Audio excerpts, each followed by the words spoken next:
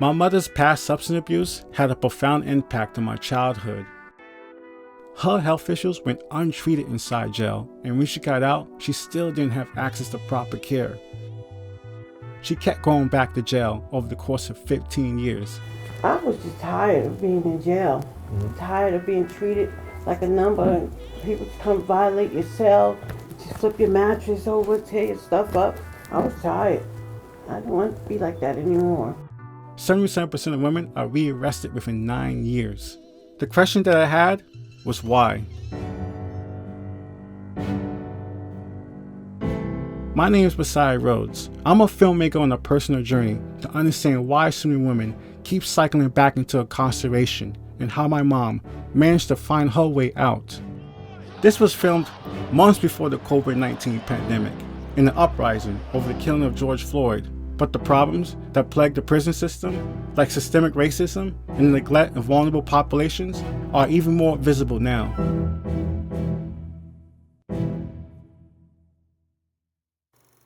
Before I turned 14, I contemplated suicide. One night, climbing out of my bedroom window, I stood on the roof, waiting for that muscle urge to jump, hoping my purpose would be found in the afterlife.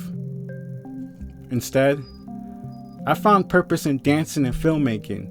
Breakdancing, popping, locking, just moving my body in some way became therapy for me as a teenager. While my mom was in and out of jail, I was forced to find my own way. But as it turned out, she was also trying to find a way back to me too. Juanique, as you know, was an addict for almost 20 years. When I'm out there using, I just say to myself, this can't be my fate. This can't be my fate. You know what I'm saying? And it wasn't. That's her in a news interview from 2008. She had been out of jail for 3 years and was starting to rebuild her life. But to do that, she had to work through a broken system, one that makes it very difficult for women to get back on their feet after being locked up. What kind of things you see in jail? No, it wasn't a good place to be sick, that's for sure. Not in jail. They make you wait to see the doctor. And then the doctors only do but so much. My mother has suffered her whole life from mental and physical illness. This is my insulin. I take it 3 times a day, 25 units. You know, I found out like 4 years ago I was diabetic. All the times I was in the streets, I had no clue. Jails are mandated by law to provide medical assistance to their inmates. There is no formal oversight of the quality of services. Inmates often have to pay extra fees and co-pays. As for my mom, it wasn't until her 4th and final time in jail that she received any kind of serious treatment. No, I was sick when I got there. Oh, okay. But they didn't get better because they made me wait. I was on a mental rehab tier the last time. And how was that?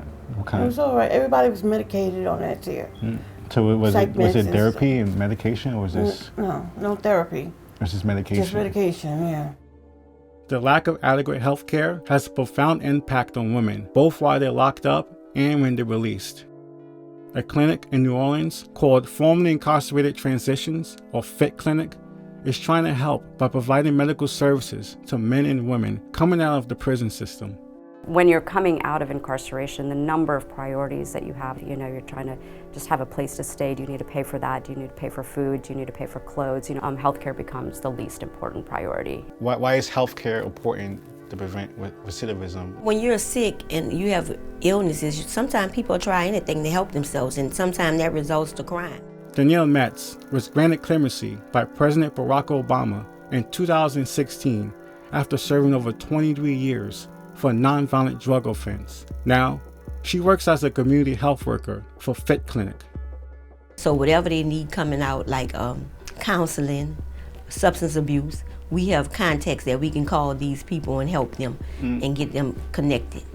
When I was incarcerated, I did try to kill myself twice. The loss of my son, the loss of my way of life, the loss of my daughters. With the support of FIT Clinic, LaVon Wiley was able to reunite with her 2 daughters. I can't go back to those depression moments and those suicidal moments where I was so close to taking my life.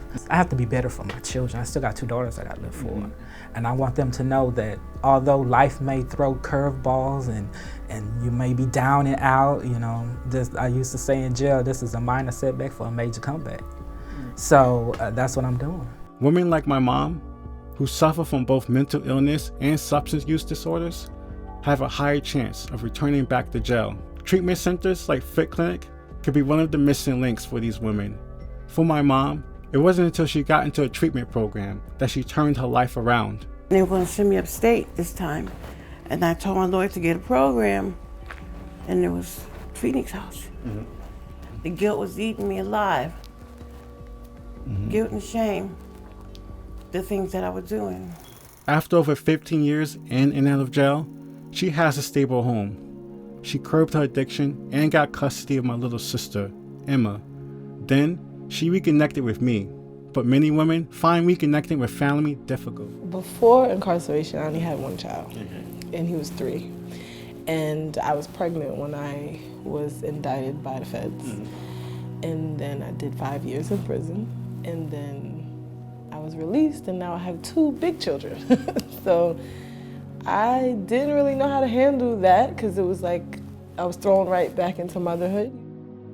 Tiffany Voken was not only separated from Isaiah, but she was pregnant and gave birth to a second son, Bryce, while locked up. An estimated 80% of women in jail are mothers. Nearly 150,000 of them are pregnant when they arrive.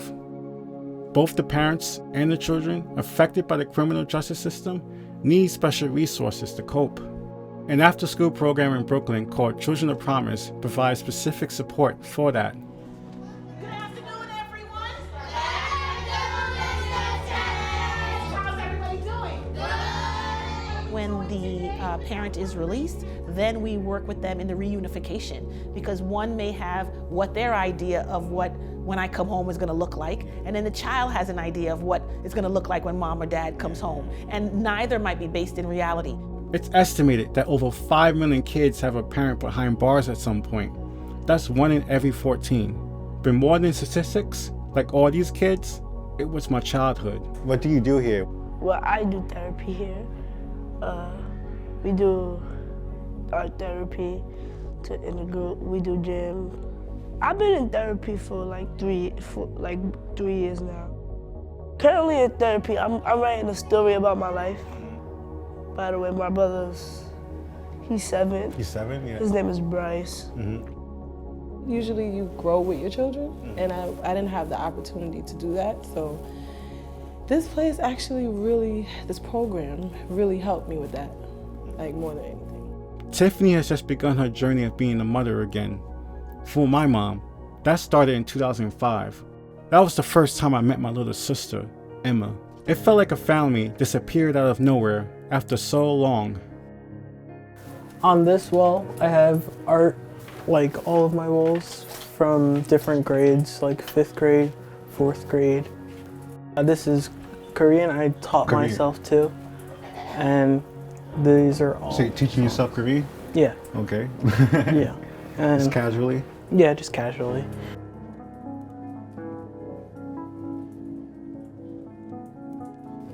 So what would you say to kids who get separated from their parents and they're back together and they're still dealing with the emotions? What would you say to those kind of kids? I think it's good to maybe try and give them a chance.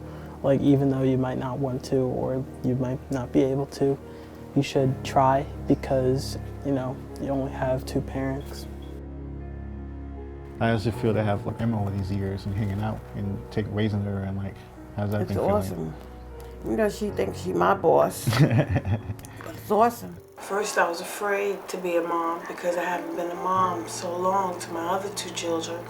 I realized God gave me another chance to be a mother. My mother and I are in a much better place now. But I feel like my childhood and teenage years was stolen from me, and I'm still recovering from that. My mother, my siblings, and I are processing the trauma of separation. We are in uncharted territory, trying to figure out what normal families do. We never had a chance to experience something like a family photo. This is our first one, and we are learning to take care of each other in the world, post-incarceration. Love, the Rhodes family.